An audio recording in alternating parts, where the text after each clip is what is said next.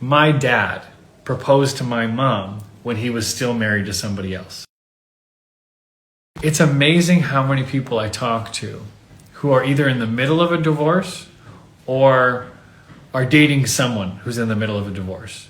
It is a really tough thing to be dating someone who's going through a divorce, or to be dating while you're going through a divorce yourself can present so much gray area.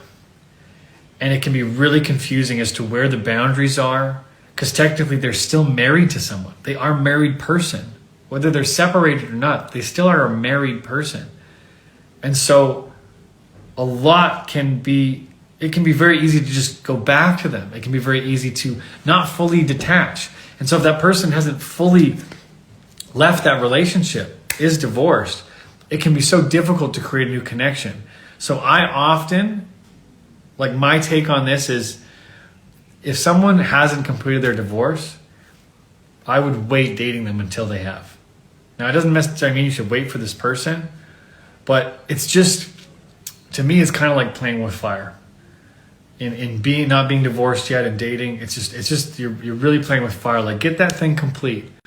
My dad proposed to my mom when he was still married to somebody else. I found that out when I was 20 years old. I was disgusted by that. Now, keep in mind, my dad did not raise me. My parents divorced when I was 2 years old. My mom raised me by herself. And when I heard that, I was like, how did you possibly say yes? And she said, I knew it was the wrong choice.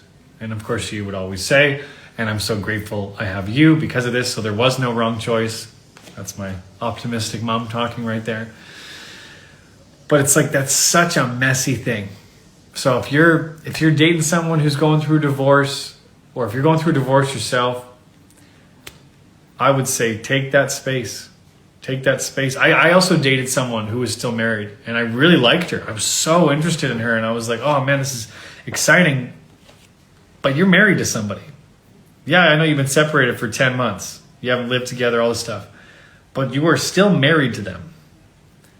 And so I said to her, I cannot be your boyfriend. I cannot take this any further until you're actually divorced. And that was so difficult for me because I really liked her. And so those boundaries here have to be, to me, it just really works for them to be really separated and clear.